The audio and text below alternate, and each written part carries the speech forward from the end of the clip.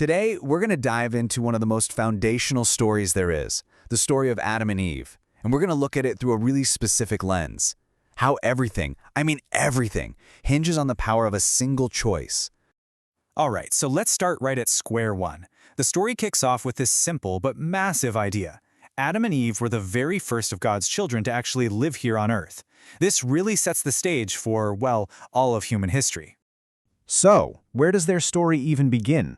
Well, it starts in a place you could only call perfection, the Garden of Eden. And this place wasn't just a backdrop, it defined their entire relationship with God at the start. So, what does paradise even mean in this context? Well, it's not just about the beautiful scenery, all the plants and trees. The really incredible part was that God and Jesus Christ would literally visit them. They could walk and talk with them, face to face. Can you imagine? And in this world of total abundance and freedom, there was just one single rule. And yeah, you guessed it, that one single rule is where the whole story pivots. It becomes the absolute center of the conflict, a very simple instruction that gets challenged by a very powerful lie. And here it is, the tree of knowledge of good and evil. In a world full of yes, this was the one no. The choice they had to make about this one tree, well, it's the hinge on which this entire story turns. It's a test, a boundary. And this just lays out their dilemma perfectly. I mean, just try to put yourself in their shoes for a second. You're getting two totally conflicting messages. On one side, God gives a very clear warning.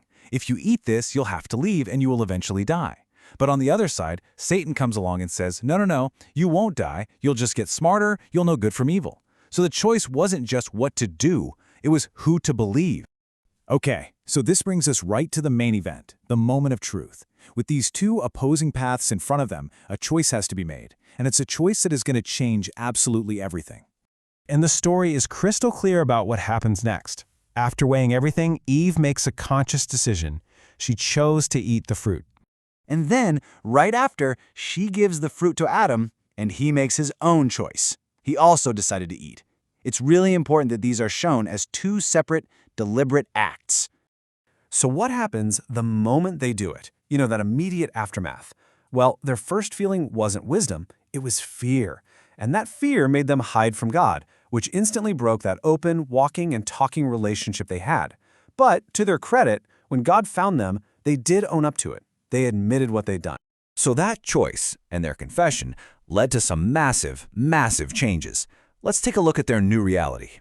Because even though they were sent out of paradise, a whole new path was laid out for them. And the consequences were huge, no question. Their entire world changed in an instant. They lost their perfect home, they lost that direct face-to-face connection with God, and for the first time they were mortal. Death was now part of the deal. But here's where the story gets really complex, almost like a paradox, because it wasn't just about loss. Turns out Satan's lie was kind of half true. They did gain the knowledge of good and evil, and along with that, they gained something brand new and incredible, the ability to have children and begin the human family. And this right here is such a key moment in the whole story. It doesn't just end with them being punished and kicked out. No, the whole narrative shifts. Even though they're separated from God, He hasn't abandoned them. He still has a plan.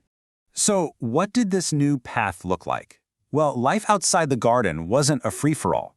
It came with a new kind of structure.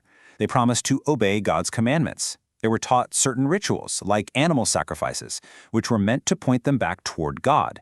And through all this, they started learning about a Savior, about Jesus Christ, which gave them this new, powerful kind of hope. And this is how their story wraps up, emotionally. It's kind of amazing, right? It doesn't end with them being miserable about what they lost. It ends with them feeling joy, because they believed in this new plan. They had faith that it would eventually help their whole family get back to God. So, if we boil it all down, what's the big takeaway? Their choice wasn't just some big mistake that ruined everything, it was a catalyst. It's what transformed humanity from a state of innocence into one of experience. A world with pain and death, yeah, but also a world with deep knowledge and a clear path toward redemption. And that leaves us with this final, really powerful question to think about. This whole story is built around one single decision. And it kind of serves as this timeless example of something we all deal with in our own lives, doesn't it? How can just one choice, big or small, completely change everything?